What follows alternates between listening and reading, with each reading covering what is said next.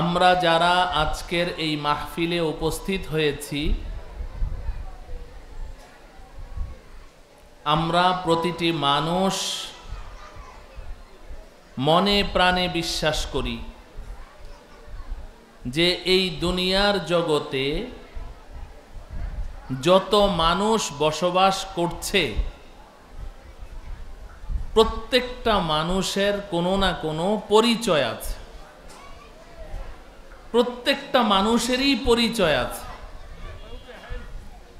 এই সমাজের মধ্যে প্রতিটি মানুষ কোনো না কোনো পরিচয় নিয়ে চলে।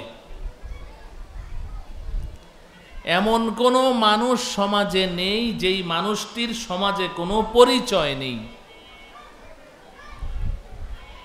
কারো পরিচয় ছোট, কারো পরিচয়টা বড়, কিন্তু প্রত্যেকেরই ব্যক্তিগত কোনো না কোনো পরিচয় আছে। বলেন ঠিক কিনা? পরিচয়হীন কেউ নয়, সবারই একটা পরিচয় আছে। বিভিন্ন পরিচয় নিয়ে আমরা সমাজে চলাফেরা করি। কিছু কিছু পরিচয় আমাদের এমন আছে যে এই পরিচয়টা অন্যের সামনে দিতে ভালো লাগে, অন্যের সামনে এই পরিচয়টা প্রকাশ করতে ভালো লাগে। এজন্য দেখা যায় প্রয়োজনে অপ্রয়োজনে আমরা আমাদের ওই দামি পরিচয়টা অন্যের সামনে পেশ করি। কথায় কথা বলছি কারো সাথে, এখন আমার তো এমন একটা পরিচয় আছে যেই পরিচয়টার আমার কাছে অনেক দাম, আমি এই পরিচয়টাকে অনেক দামি মনে করি।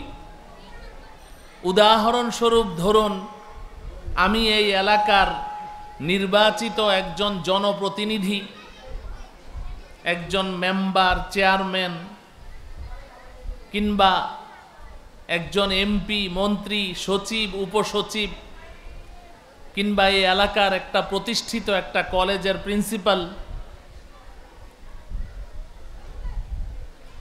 কিংবা অন্য কিছু। এমন কিছু দামি পরিচয় আমি মনে করি আমার এই পরিচয়টার অনেক দাম। তো এখন কোনো অপরিচিত মানুষের সাথে কথা বলতে বলতে এক পর্যায়ে কিন্তু আমি আমার পরিচয়টা তার সামনে পেশ করি যে ভাই, আমি এই এলাকার একজন নির্বাচিত অমুক। এমন বলে কি বলে না? বলে, নিজের পরিচয়টা প্রকাশ করে দেয়, কারণ তার কাছে এই পরিচয়টার অনেক দাম। আর যদি পরিচয়টা প্রকাশ করার সুযোগ না পায়, তো কথাবার্তা শেষ হলে মানিব্যাগের ভেতর থেকে একটা ভিজিটিং কার্ড বের করে বলে যে কার্ডটা রাখেন। তার মানে হলো ওই কার্ডের দিকে তাকিয়ে দেখেন আমি কে। নিজের পরিচয়টা আমরা প্রকাশ করি এভাবে, কারণ ওই পরিচয়টার আমার কাছে অনেক দাম। আমার প্রিয় ভাইয়েরা, এই পৃথিবীতে এই জাতীয় যত দামি পরিচয় আছে, একেবারেই আপনি দেশের প্রধানমন্ত্রী, কিংবা আপনি মনে করেন বর্তমান পৃথিবীর বিগ পাওয়ার সেই যুক্তরাষ্ট্র আমেরিকার মন্ত্রী, প্রধানমন্ত্রী, জাতিসংঘের প্রধানমন্ত্রী, যে যাই বলুক না কেন, এই সমস্ত পরিচয়গুলোকে যদি আপনি একটি পাল্লার মধ্যে রাখেন আর আমি একজন ইমানদার মুসলমান এই পরিচয়টা এক পাল্লায় রাখেন, তো কসম বা খোদা ওই ইমানদার পরিচয় এই পাল্লাটা অনেক অনেক বেশি ভারী হয়ে যাবে। এই পৃথিবীর সবচেয়ে দামি পরিচয় হচ্ছে আমি একজন ইমানদার মুসলমান। বলেন, সবচেয়ে দামি পরিচয়ের নাম কি? ইমানদার মুসলমান। আজকে আমরা এই মাহফিলে যারা আছি, যারা পর্দার আড়াল থেকে শুনছি, আমরা সবাই ইমানদার মুসলমান। বলেন, আমরা কি? ইমানদার মুসলমান। এটা আমাদের সবচেয়ে দামি পরিচয়। ঈমানের পরিচয় সবচেয়ে দামি পরিচয়। যদি সমাজে আপনার কোনো দাম নেই, সমাজে আপনার কোনো মূল্যায়ন নেই, সমাজে আপনি একজন অবহেলিত, কেউ আপনাকে সালাম দেয় না। আবার আপনি যদি সালাম দেন তো উত্তর দিতেও বিরক্তি বোধ করে যে আবার আমারে সালাম দেয়, এতটা আপনাকে অবজ্ঞা অবহেলা করে। কিন্তু আপনার মধ্যে খাঁটি ঈমান আছে, আপনি খাঁটি ঈমানের মালিক, তাহলে জেনে রাখেন হয়তোবা এই পুরা এলাকার মধ্যে আল্লাহ রব্বুল আলামিনের কাছে আপনি সবচাইতে দামি, সবচাইতে সম্মানিত।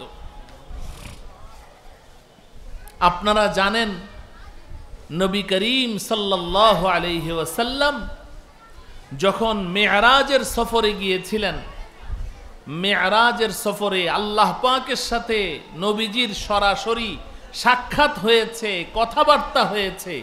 আমাদের নবীজির সেই মেরাজের সফর থেকে যখন নবীজি দুনিয়াতে ফিরছিলেন, তো ফেরার সময় নবীজিকে আল্লাহ রব্বুল আলামিন জান্নাত জাহান্নাম সব ঘুরে দেখিয়ে তারপরে দুনিয়াতে পাঠিয়েছেন। সুবহানাল্লাহ বলেন।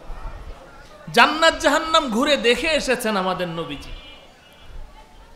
এরপরে জান্নাত জাহান্নাম পরিভ্রমণ করে যখন দুনিয়াতে আসলেন, দুনিয়াতে এসে নবীজি তার এমন একজন সাহাবীকে ডাকলেন যেই সাহাবীর সমাজের মধ্যে কোনো দাম নাই, সমাজে তার কোনো মূল্যায়ন নেই, একেবারেই অবহেলিত একজন সাহাবী, কৃতদাস গোলাম, কেনা গোলাম, এবং চেহারাটা সবচেয়ে অসুন্দর, হাবশার অধিবাসী, বর্তমান আবিসিনিয়া, পৃথিবীর সবচেয়ে অসুন্দর মানুষ হযরতে বেলাল হাবশী রাদিয়াল্লাহু তাআলা।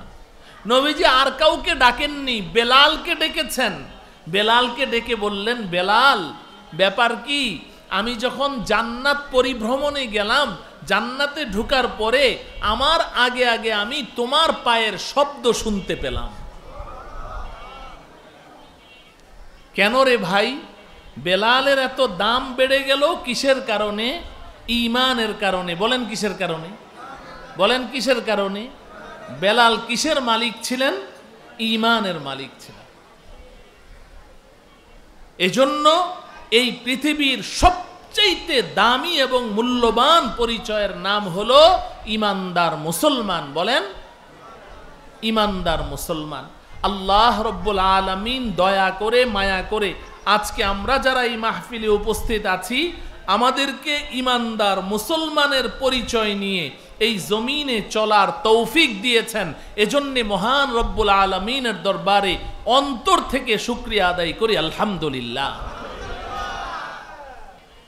আমার প্রিয় ভাইয়েরা, এতটুকু কথা তো বুঝলেন, এটা ভূমিকা হিসেবে বললাম।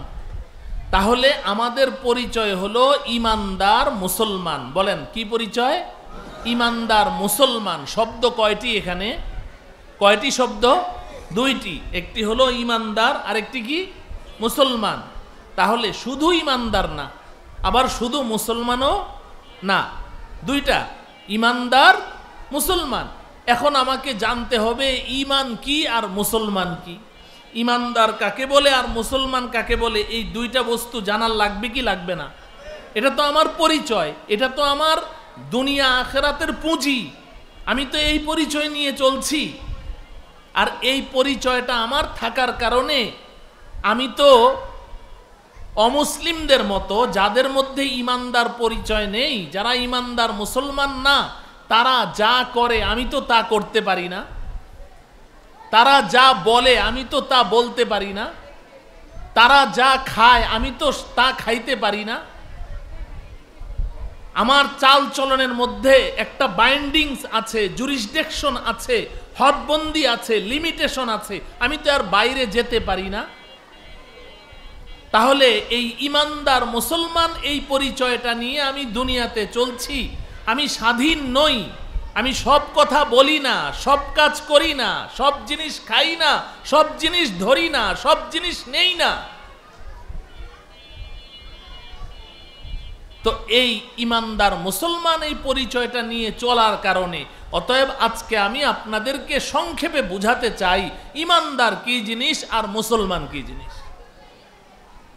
আল্লাহ রব্বুল আলামিন আমাদেরকে বুঝার তৌফিক দান করুন। মুহতারাম হাজরিন, নবীজি সাল্লাল্লাহু আলাইহি ওয়াসাল্লামের নবুয়তি জিন্দিগি 23 বছর। কত বছর? নবীজি 40তম বছরে নবুয়ত লাভ করেছেন। 63 বছর বয়সে নবীজি দুনিয়া থেকে বিদায় গ্রহণ করেছেন। অতএব নবুয়ত লাভ করার পরে নবীজি দুনিয়াতে কত বছর ছিলেন? 23 বছর। 13 বছর ছিলেন মক্কায়, 10 বছর ছিলেন মদিনায়। নবীজি এই 23 বছর ঈমান এবং ইসলামের দাওয়াত দিয়েছেন। ঈমান এবং ইসলামের দাওয়াত দিয়েছেন। 23 বছর নবীজি মক্কা মদিনা সহ আরব বিশ্ব গোটা পৃথিবীতে ইসলামের দাওয়াত দিয়ে, ঈমানের দাওয়াত দিয়ে 1.25 লক্ষ কিংবা তার চেয়ে কিছু কম বেশি সাহাবী তৈরি করেছেন। তাদেরকে ঈমান আর ইসলামের শিক্ষা দিয়েছেন। 23 বছর এই নবুয়তি জিন্দিগি যখন শেষ, নবীজি দুনিয়া থেকে চলে যাবেন, তার কিছুদিন আগের একটা ঘটনা, দুনিয়া থেকে চলে যাওয়ার কিছুদিন আগের ঘটনা। বুখারী শরীফ, মুসলিম শরীফ সহ হাদিসের প্রায় প্রত্যেকটা কিতাবের মধ্যে এই হাদিসটা আছে। এই হাদিসকে হাদিসে জিব্রাইল বলা হয়। হাদিসটার নাম কি? হাদিসে জিব্রাইল। এই হাদিসে জিব্রাইল এটা সমস্ত হাদিসের মধ্যে নবীজির 1.25 লক্ষ কিংবা লক্ষাধিক সহিহ হাদিসের মধ্যে সবচেয়ে গুরুত্বপূর্ণ হাদিস হলো হাদিসে জিব্রাইল। কোরআন শরীফের মধ্যে 114টি সূরার মধ্যে সূরাতুল ফাতিহা এটাকে বলা হয় উম্মুল কোরআন, কোরআনের মা। সূরাতুল ফাতিহাকে কি বলে? কোরআনের মা, উম্মুল কোরআন, উম্মুল কিতাব, পুরা কোরআন শরীফের মা। কেন বলে জানেন? পুরা কোরআন শরীফে আল্লাহ রব্বুল আলামিন যা কিছু বলেছেন, যত বিষয়ে আলোচনা করেছেন, সূরাতুল ফাতিহার মধ্যে সব বিষয়ের সার সংক্ষেপ চলে এসেছে। এই কারণে সূরাতুল ফাতিহাকে উম্মুল কোরআন, কোরআনের মা বলে। ঠিক আমি যে বলছি হাদিসে জিব্রাইল, যেই হাদিসটা আমি আপনাদেরকে এখন শোনাবো, এই হাদিসটাকে উম্মুস সুন্নাহ, হাদিসের মা বলে। কারণ নবীজি 23 বছরের জীবনে যা কিছু শিক্ষা দিয়েছেন, যা কিছু তালিম দিয়েছেন, এই 23 বছরের জিন্দিগির নবীজির পুরা তালিমের খোলাসা এবং সার কথা এই হাদিসের মধ্যে চলে এসেছে। এই কারণে এই হাদিসটাকে মুহাদ্দিসিনে কেরাম উম্মুস সুন্নাহ তথা হাদিসের মা বলে ঘোষণা দিয়েছে। এই হাদিসটি বর্ণনা করেছেন 2 জন সাহাবী। একজন হযরতে ওমর ইবনুল খাত্তাব রাদিয়াল্লাহু তাআলা আনহু, আরেকজন হযরতে আবু হুরায়রা রাদিয়াল্লাহু তাআলা। এই 2 সাহাবীর সূত্রে আমরা এই হাদিসটা পেয়েছি। হযরতে ওমর রাদিয়াল্লাহু তাআলা আনহুর সূত্রে আমি হাদিসটা আপনাদেরকে শোনাচ্ছি। হযরতে ওমর বলেন, বাইনা নাহনু ইনদা রাসূলিল্লাহি সাল্লাল্লাহু আলাইহি ওয়াসাল্লাম ইজ তালা আলাইনা রাজুলুন শাদীদু বায়াযিস সিয়াবি শাদীদু সাওয়াদিশ শা'রি লা ইউরা আলাইহি আথারুস সাফারি ওয়ালা ইয়ারিফুহু মিন্না আহাদুন হাত্তা দানা ইলা রাসূলিল্লাহি সাল্লাল্লাহু আলাইহি ওয়াসাল্লাম فأسند ركبتيه إلى ركبتيه ووضع كفيه على فخذيه فقال يا محمد أخبرني عن الإيمان إلى آخر الحديث। হযরতে ওমর ইবনুল খাত্তাব রাদিয়াল্লাহু তাআলা আনহু বলেন যে একদিন আমরা নবীজির সামনে সবাই বসেছিলাম মসজিদে নববীতে। সাহাবায়ে কেরাম নবীজির সামনে সব বসা, নবীজি কথা বলছেন। বাইনা নাহনু ইনদা রাসূলিল্লাহি সাল্লাল্লাহু আলাইহি সাল্লাম ইজ তালা আলাইনা রাজুলুন, নবীজি কথা বলছেন, আমরা সব মনোযোগ সহকারে শুনছি। পিন ড্রপ সাইলেন্ট, একেবারেই পিন পতন নীরবতা, চুপচাপ বসে আছি, নবীজি কথা বলছেন, হঠাৎ করে একটা মানুষ এসে ঢুকলো। ইজতলা আলাইনা রাজুলুন, হঠাৎ একটা মানুষ এসে ঢুকলো। কিন্তু মানুষটা কেমন? হযরতে ওমর বলছেন শাদীদু বায়াজি সিয়াবি, এই মানুষটার শরীরের মধ্যে সাদা ধবধবে পরিষ্কার পরিচ্ছন্ন পরিপাটি পোশাক পরিহিত। লোকটার শরীরে পোশাকটা একেবারে পরিষ্কার পরিচ্ছন্ন, সাদা ধবধবে পোশাক। পোশাকের মধ্যে কোনো ময়লা টয়লা ধুলাবালি কোনো কিছু নাই।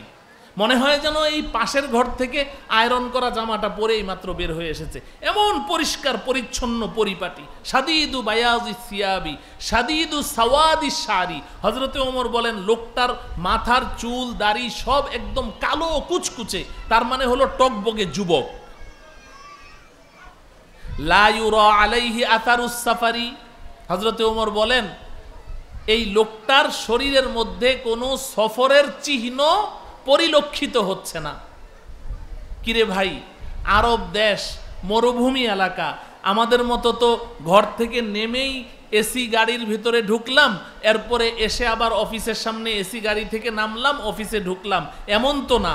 আরব দেশ, মরুভূমি এলাকা, কেউ যদি সফর করে দূরের থেকে আসে, লোকটার চেহারা দেখলেই তো চিনতে পারবো যে লোকটা মুসাফির, দূর থেকে সফর করে এসছে। চেনা যাবে কি যাবে না? কারণ তার চুলগুলো থাকবে এলোমেলো, আওলা কেশি, পাগল বেশি, তার শরীরের মধ্যে ধুলাবালি, চেহারাটা ধুলি মলিন থাকবে, এমন একটা এবড়ো থেবড়ো অবস্থা, এলোমেলো অবস্থা থাকবে, তাইলে না বোঝা যাবে লোকটা সফর করে এসেছে। হযরতে ওমর বলছেন যে না, লা ইউরা আলাইহি আথারুস সাফারি, লোকটার গায়ে সফরের কোনো চিহ্ন দেখা যাচ্ছে না, একেবারেই পরিষ্কার পরিচ্ছন্ন পরিপাটি চেহারা, পরিপাটি পোশাক, একেবারেই সুন্দর পরিচ্ছন্ন, সফরের কোনো চিহ্ন নেই। কিন্তু আশ্চর্যের ব্যাপার কি, হযরতে ওমর বলেন ওয়ালা ইয়ারিফুহু মিন্না আহাদুন, আমাদের মধ্যে কেউ তাকে চিনতেই পারছে না। আচ্ছা বলুন তো দেখি, এই যে আপনারা এখানে বসে আছেন, যদি এই এলাকার কেউ হয়, তাইলে এইখানে কেউ না কেউ তাকে চিনতে পারবে কি পারবে না? এখানে আপনারা যারা আছেন, যদি এই এলাকার বাসিন্দা হয়, যেই হোক না কেন, সে যদি আসে, একজনে না চিনলেও আরেকজনে চিনবে, ও না চিনলে আরেকজনে চিনবে, কেউ না কেউ চিনতে পারবে তো। এখন হযরতে ওমর বলছেন আমরা এখানে এত সাহাবী বসা, কিন্তু লোকটাকে আমরা কেউ চিনতে পারছি না। তো চিনতে পারছি না তার মানে কি? লোকটা এই এলাকার? কথা বলেন। চিনতে না পারার দ্বারা বোঝা যায় লোকটা অনেক দূর থেকে এসেছে, কিন্তু অনেক দূর থেকে যে আসবে, অনেক দূর থেকে আসলে তো তার চেহারা পোশাক আশাকের মধ্যে সফরের চিহ্ন দেখা যাইতো, তাও তো দেখা যায় না, মনে হয় যেন পাশের বাড়ি থেকে এসছে। বিষয়টা আশ্চর্যের ব্যাপার হইল না? এটা বিস্ময়কর ব্যাপার। শুধু তাই নয়, হযরতে ওমর বলছেন হাত্তা দানা ইলা রাসূলিল্লাহি সাল্লাল্লাহু আলাইহি সাল্লাম, তো লোকটা অপরিচিত, আমরা কেউ তাকে চিনি না, বোঝা গেল লোকটা অপরিচিত। ঠিক আছে, তার গায়ে সফরের কোনো চিহ্ন দেখা যাচ্ছে না, সেটা ভিন্ন কথা। অপরিচিত একটা মানুষ, সে মজলিসে আসলো, মজলিসের মাঝখানে এসে যদি ধরেন এখন মাহফিল চলছে, একটা অপরিচিত মানুষ যদি আসে, তাহলে সে পেছনে বসে যাবে, অথবা মাঝখানে কোনো জায়গা থাকলে আস্তে আস্তে ওখানে বসে যাবে, কিন্তু লোকটা তা করলো না। হযরতে ওমর বলেন হাত্তা দানা ইলা রাসূলিল্লাহি সাল্লাল্লাহু আলাইহি সাল্লাম, লোকটা ঢুকে সোজা এদিক সেদিক না তাকিয়ে সোজা নবীজির সামনে গিয়ে বসলো। শুধু সামনে গিয়ে বসেছে তা নয়, ওয়া ওয়াযাআ রুকবাইহি ইলা রুকবাইহি, সে তার নিজের দুইটা হাঁটু নবীজির দুই হাঁটুর সাথে লাগিয়ে গিয়ে বসলো।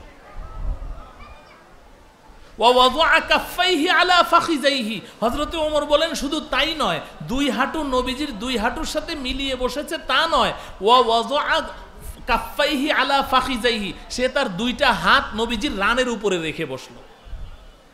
আরে সাহাবায়ে কেরাম সবাই অবাক, ব্যাপার কি ব্যাপার কি, আরে কে রে এই লোকটা, আমরা কেউ চিনতে পারছি না, আসলো কোনো আদব আখলাক কোনো কিছু নাই, সোজা এসে নবীজির সামনে বসে গেল, আবার নবীজির হাঁটুর সাথে হাঁটু মিলিয়ে বসলো, আবার হাত দুইটা নবীজির রানের উপরে রেখে বসলো। কে রে এই লোকটা? সবাই এইভাবে মাথা উঁচু করে তাকিয়ে আছে, সবার দৃষ্টি এখন ওই লোকটার দিকে।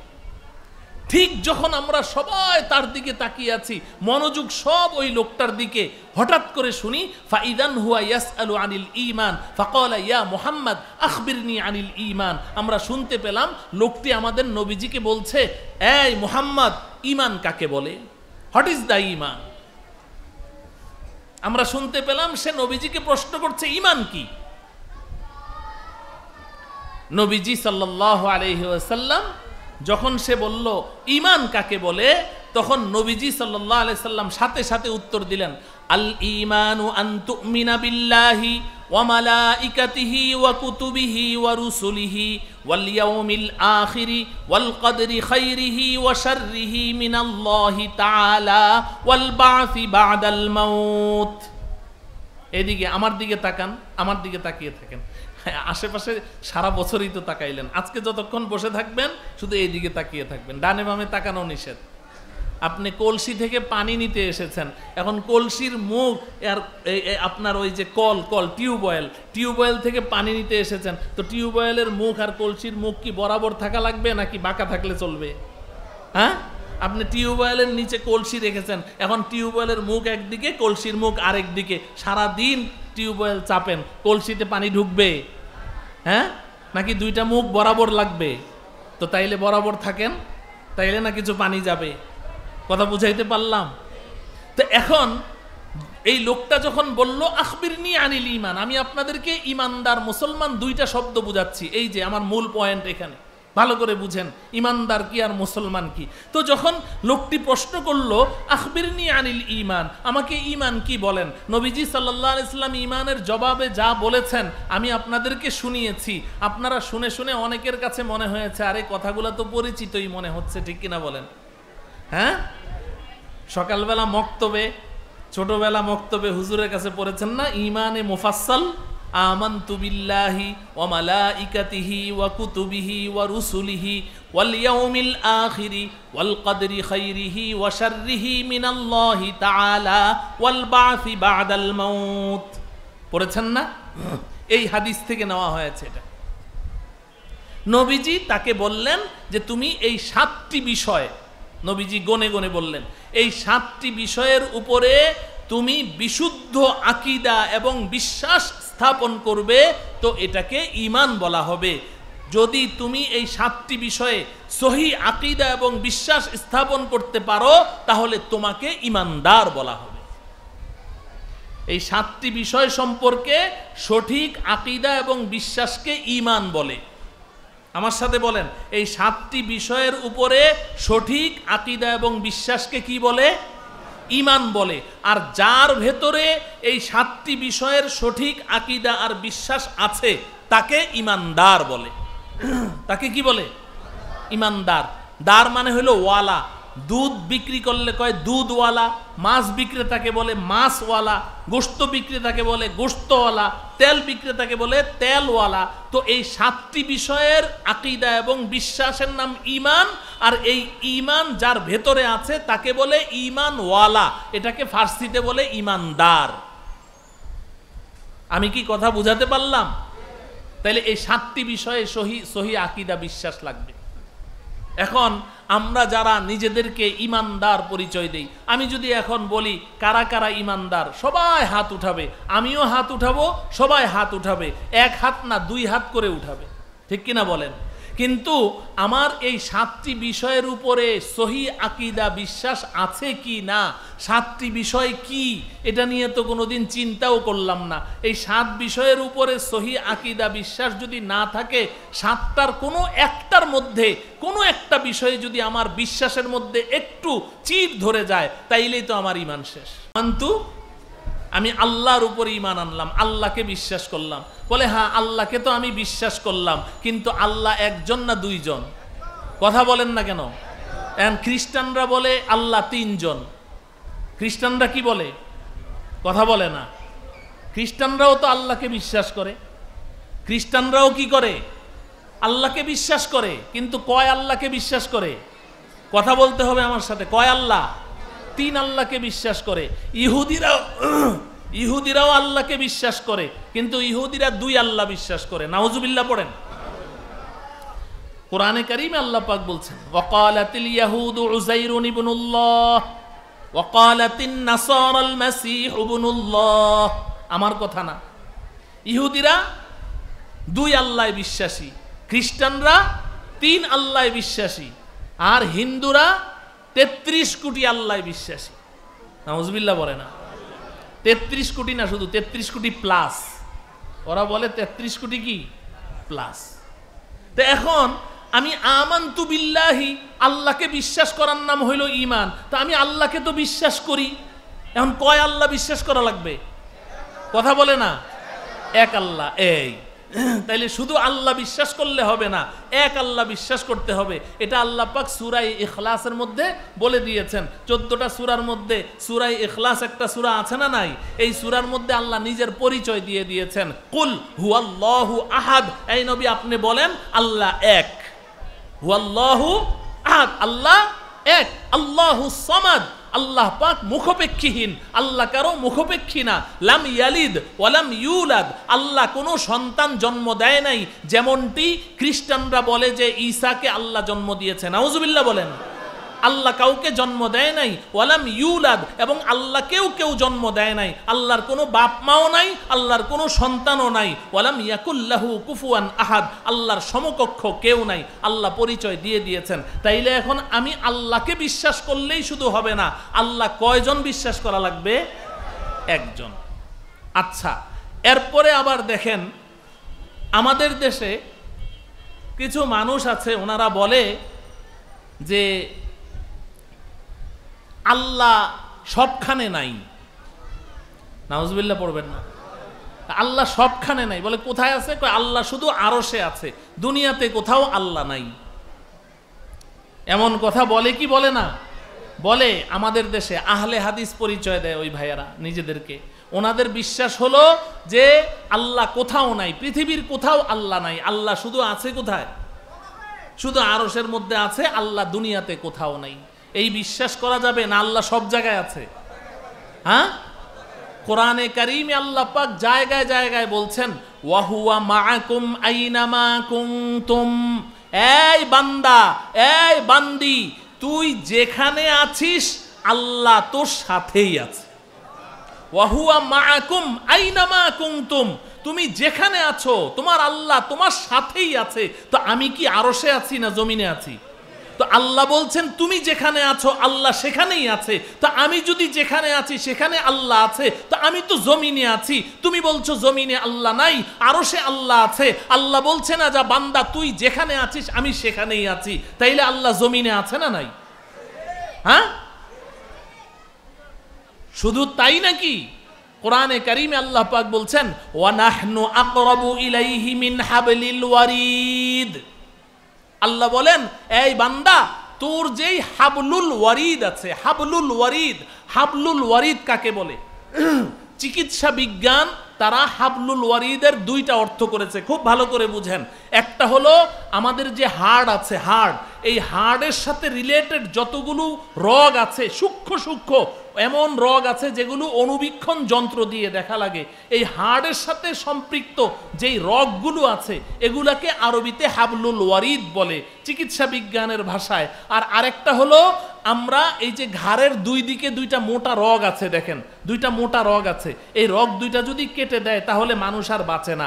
এগুলোকে হাবলুল ওয়ারিদ বলে। আল্লাহ বলেন ওয়ানাহনু আকরাবু ইলাইহি মিন হাবলিল ওয়ারিদ।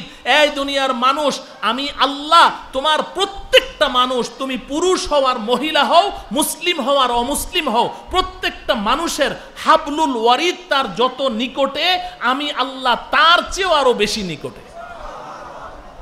কোরআনে কারীমে আল্লাহ বলছেন। অন্য আয়াতে আল্লাহ বলছেন মা ইয়াকুনু মিন নাজওয়া সালাসাতিন ইল্লা হুয়া রাবিউহুম ওয়ালা খামসাতিন ইল্লা হুয়া সাদিসুহুম ওয়ালা আদনা মিন যালিকা ওয়ালা আকসারা ইল্লা হুয়া মাআহুম আইনামা কানু।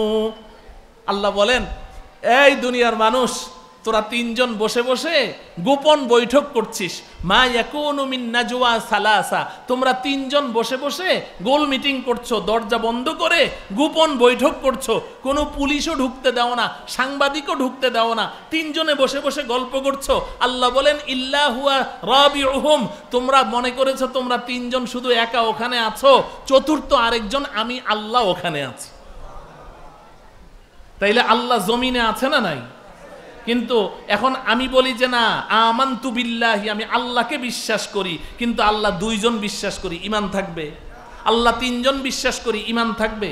কিংবা আমি বললাম যে না, আমি এক আল্লাহ বিশ্বাস করি ঠিকই, কিন্তু আল্লাহ জমিনে কোথাও নাই, আল্লাহ শুধু আরশে আছে, ইমান থাকবে?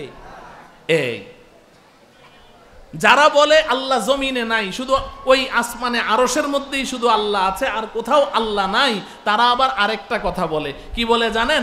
বলে যে আমাদের যেমন হাত পাও চোখ কান নাক অঙ্গ প্রত্যঙ্গ আছে, আল্লাহরও এরকম অঙ্গ প্রত্যঙ্গ আছে। নাউজুবিল্লাহ পড়বেন না। এজন্য এই কথাগুলো কেন বলছি, এগুলো তো আর মাহফিলের মধ্যে বসে বসে এভাবে সবক পড়ানো যাবে না একটা একটা করে। এই 7টা বিষয় এভাবে ডিটেলস বলতে হলে ফজর পর্যন্ত বক্তব্য দেওয়া লাগবে।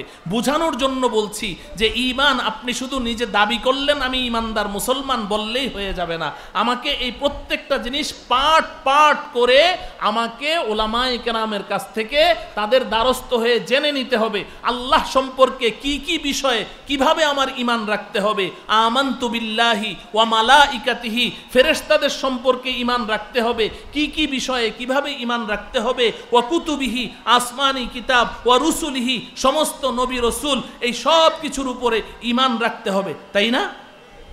ওয়াল ইয়াউমিল আখির, পরকাল দিবসকে বিশ্বাস করতে হবে, জান্নাত জাহান্নামকে বিশ্বাস করতে হবে। ওয়াল কদরি খাইরিহি ওয়া শাররিহি মিনাল্লাহি তাআলা ওয়াল বাসি বাদাল মাউত, ভাগ্য লিপিকে বিশ্বাস করতে হবে। আমার ভাগ্যে যা কিছু ঘটে, ভালো হোক মন্দ হোক, সব কিছু পূর্ব নির্ধারিত, আগের থেকে আল্লাহ পাক আমার জন্য এটা এইভাবেই লিখে রেখেছেন। এটা এমন না যে অনাকাঙ্ক্ষিতভাবে ঘটে গেছে, হঠাৎ আকস্মিকভাবে ঘটে গেছে। এজন্য আমরা অনেক সময় দেখি কোনো যুবক যদি অল্প বয়সে মারা যায়, 15 বছর 17 বছর বয়সে অ্যাক্সিডেন্ট করে মারা গেল, তো আমরা কি করি? কালো কাপড়ের মধ্যে সাদা অক্ষরে লিখি অমুকের অকাল মৃত্যুতে আমরা সব শোকাহত। অকাল মৃত্যু বলে মুসলমানদের ইসলামের কোনো শব্দ নাই, এটা কুফরি শব্দ। অকাল মৃত্যু, অকাল মৃত্যু মানে কি বলেন? এখনো কাল মানে সময়, অকাল মানে এখনো সময় হয় নাই, তার মানে ওর মৃত্যুর এখনো সময় হয় নাই, আগেই মরে গেছে। ওর মৃত্যুর সময় হয় নাই, কথা বলেন না কেন? ওর মৃত্যুর সময় হয় নাই। আরে ভাই, ওর মৃত্যু, ওর হায়াত তো আল্লাহ এতটুকুই লিখে রেখেছে, তা আপনি কেন বলছেন অকাল মৃত্যু? ওর মৃত্যুর কাল এসেছে, যখন মৃত্যুর সময় আসবে, ইযা জাআ আজালুহুম লা ইস্তাখিরুনা আনহু সাআতান ওয়া লা ইস্তাকদিমুন। আল্লাহ বলছেন যখন তোমার মৃত্যুর সময় আসবে, 1 সেকেন্ড আগেও তোমাকে দুনিয়া থেকে নেওয়া হবে না, 1 সেকেন্ড পরেও তোমাকে নেওয়া হবে না। যেই সময় তোমার জন্য নির্ধারিত ওই সময়ই তোমাকে নেওয়া হবে। তো এখন ওর তো হায়াত আল্লাহ পাক 15 বছর 2 মাস 2 দিন 2 ঘন্টা 2 মিনিট 2 সেকেন্ড লিখে রেখেছেন, তো ওর হায়াত শেষ, ওকে আল্লাহ নিয়ে গেছে। আপনি কেন বলছেন অকাল মৃত্যু? আমার কথাটা কি বুঝাতে পারলাম? হ্যাঁ, এই তাকদীরকে বিশ্বাস করতে হবে। ওয়াল বাসি বাদাল মাউত, মৃত্যুর পরে আবার আল্লাহর সামনে উপস্থিত হতে হবে, এটাকে বিশ্বাস করতে হবে। তাইলে এটার নাম হলো কি? ঈমান। এগুলো কি? ঈমান। এই কথা যখন নাকি নবীজি বললেন, তো ওই যে আগন্তুক ব্যক্তি মনে আছে তো, নবীজির সামনে বসে আছে, নবীজির রানের উপরে হাত দিয়ে, যখন নবীজি বললেন, বলার সাথে সাথে সে বলছে সদাক্তা, হ্যাঁ আপনার উত্তর সঠিক হয়েছে, আপনার উত্তর সঠিক হয়েছে, সদাক্তা। হযরতে ওমর বলেন ফাআজিবনা লাহু ইয়াসআলুহু ওয়া ইউসাদ্দিকুহু, আরে আমরা অবাক হয়ে গেলাম, নিজেই প্রশ্ন করে আবার নিজেই বলে যে ঠিক হয়েছে। নিজে প্রশ্ন করলো, মনে হয় যেন জানার জন্য প্রশ্ন করেছে, আবার এখন নিজেই বলছে না তোমার উত্তর ঠিক হয়েছে। এরপর লোকটি বলল ফাআখবিরনি আনিল ইসলাম, তাইলে এবার বলো ইসলাম কাকে বলে? তাইলে ঈমান বুঝলেন তো সবাই? ঈমান সবাই বুঝছেন? তাইলে আমরা কি? ঈমানদার। আমরা কি? আর আরেকটা পরিচয় কি? মুসলমান। 2 নম্বর কি? মুসলমান। এবার লোকটি জিজ্ঞাসা করলো, ফা আখবিরনি আনিল ইসলাম, ইসলাম কাকে বলে বলেন। এবার নবীজি সাল্লাল্লাহু আলাইহি সাল্লাম বললেন, আল ইসলামু আন তাশহাদা আল্লা ইলাহা ইল্লাল্লাহু ওয়া আন্না মুহাম্মাদার রাসূলুল্লাহ ওয়া তুকিমাস সালাহ ওয়া তুআদ্দিয়াজ যাকাহ ওয়া তাসুমা রমাদান ওয়া তাহুজ্জাল বাইতা ইন ইসতাতা'তা ইলাইহি সাবিলা। নবীজি বললেন, ইসলাম কাকে বলে শুনো, ইসলাম হচ্ছে তুমি মুখে এই কথার সাক্ষ্য প্রদান করবে যে আল্লাহ ছাড়া কোনো মাবুদ নেই এবং হযরত মুহাম্মদ মুস্তাফা সাল্লাল্লাহু আলাইহি ওয়াসাল্লাম আল্লাহ পাকের প্রেরিত পয়গম্বর এবং রাসূল, এটা মুখে স্বীকৃতি প্রদান করবে। ওয়া তুকিমাস সালাহ, তুমি সালাত কায়েম করবে, নামাজ কায়েম করবে। ওয়া তুআদ্দিয়াজ যাকাত, যাকাত ফরজ হলে পাই পাই হিসাব করে যাকাত আদায় করবে। ওয়া তাসুমা রমাজান, রমাজানুল মুবারকের রোজাগুলো রাখবে। ওয়া তাহুজ্জাল বাইতা ইন ইসতাতা'তা ইলাইহি সাবিলা, এবং তোমার সামর্থ্য থাকলে তুমি হজ আদায় করবে। এটা হচ্ছে ইসলাম। এটা কি? এটা কি ইসলাম? আমার প্রিয় ভাইয়েরা, প্রশ্ন হলো এখান থেকে কি বুঝলেন? ঈমান আর ইসলাম কি একই জিনিস না ভিন্ন ভিন্ন? ঈমান কতগুলো বিশুদ্ধ আকীদার নাম, বিশ্বাসের নাম। ঈমান কতগুলো বিশুদ্ধ আকীদা, বিশ্বাস অন্তরে লালন করার নাম। আর আমার অন্তরে এই বিশুদ্ধ আকীদা বিশ্বাসগুলো আছে কিনা এটার বহিঃপ্রকাশ ঘটবে ইসলামের মাধ্যমে। কিসের মাধ্যমে? ইসলামের মাধ্যমে। আমি যখন মৌখিক স্বীকারোক্তি প্রদান করব, আশহাদু আল্লা ইলাহা ইল্লাল্লাহু ওয়া আশহাদু আন্না মুহাম্মাদান আবদুহু ওয়া রাসূলুহু, মৌখিক স্বীকারোক্তি প্রদান করব, আমি 5 ওয়াক্ত নামাজ নিয়মিত পড়ব, আমি রমজান মাসের সবগুলো রোজা ঠিকভাবে রাখবো, আমি যাকাত পাই পাই হিসাব করে দিব, আমি রমজানে আমি হজ ফরজ হলে হজ করব, ইসলামী সমস্ত অনুশাসন। শোনেন, একটা কথা মনে রাখবেন, এখানে কিন্তু 5টা বিষয়ের কথা বলা হয়েছে। এজন্য ইসলামের ভিত্তি 5টি, ইসলামের পঞ্চ স্তম্ভের কথা বলা হয়েছে। এর অর্থ এই না যে শুধু এই 5টা কাজ করলে আপনি মুসলমান হয়ে যাবেন, না, বরং ইসলামের যত অনুশাসন আছে এই সমস্ত বিধানগুলো এ সংক্ষেপে এই 5টার মধ্যে ভরে দেওয়া হয়েছে। আশহাদু আল্লা ইলাহা ইল্লাল্লাহ, আমি আল্লাহকে সাক্ষী দেই আল্লাহ এক, আমি রসুলকে স্বীকার করি। তার মানে হচ্ছে মৌখিক যত স্বীকারোক্তি আছে, জবানের যত আমল আছে, সব একটার মধ্যে ভরে দেওয়া হয়েছে। যে মুখে তুমি কি করতে পারবে না, তুমি কোনো অন্যায় করতে পারবে না। মুখ দিয়ে সব সময় আল্লাহ আল্লাহর রসুলের স্বীকৃতি প্রদান করতে হবে। আল্লাহ আল্লাহর রসুলের বিরুদ্ধে কোনো কথা উচ্চারণ করতে পারবে না। তুমি এক আল্লাহকে মেনেছো, তুমি রসুলকে মেনে নিয়েছো, অতএব আল্লাহর কথা রসুলের কথা যা আছে সব বলতে হবে। আল্লাহ আল্লাহর রসুলের কথার বিরুদ্ধে কোনো কথা এই জবান দিয়ে তুমি উচ্চারণ করতে পারবে না। যদি তুমি আল্লাহর কথার বিরুদ্ধে, রসুলের কথার বিরুদ্ধে অন্য কোনো কথা তুমি বলো, তাহলে কিন্তু তোমার ইসলাম শেষ। ইসলাম কি?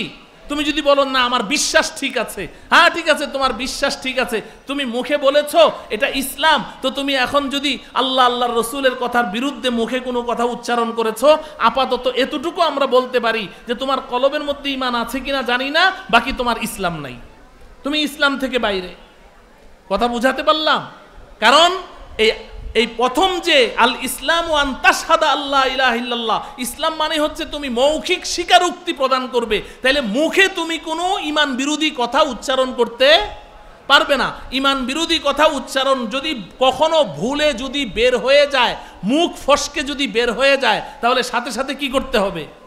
তওবা করতে হবে, তওবা করতে হবে। এই যে সারা দেশে খালি বিভিন্ন এই লেখালেখি একজন আরেকজনের বিরুদ্ধে, ওই এক আল্লাহর বান্দা বলে ফেলেছে রোজা আর পূজা বলে এক, এ রোজা পূজা এক, তো এটা তুমি ইসলাম বিরোধী কথা বলে ফেলেছো, তো সাথে সাথে তওবা করো, শেষ।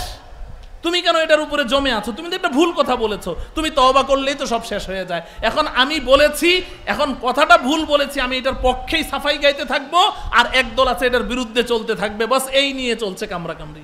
কোনো দরকার নাই, ভুল তো হতেই পারে, তো ভুল হয়েছে তুমি স্বীকার করে নাও। কথা ঠিক কিনা? তাইলে এই শাহাদাতের অর্থ হলো ঈমান বিরুদ্ধে, ইসলাম বিরুদ্ধে কোনো কথা বলা যাবে না।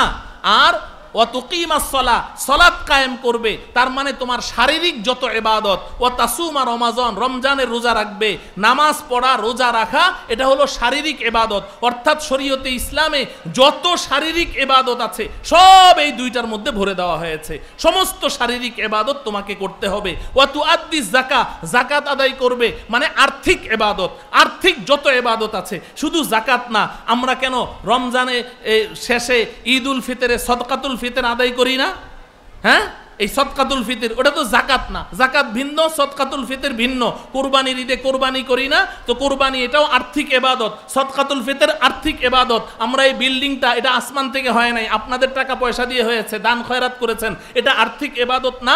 এই যাকাতের মধ্যে সমস্ত আর্থিক ইবাদত ভরে দেওয়া হয়েছে। সমস্ত আর্থিক ইবাদত তোমাকে করতে হবে। ওয়া তাহুজ্জাল বাইতা ইন ইসতাতা'তা ইলাইহি সাবিলা, এবং তোমার সামর্থ্য থাকলে তুমি হজ আদায় করবে।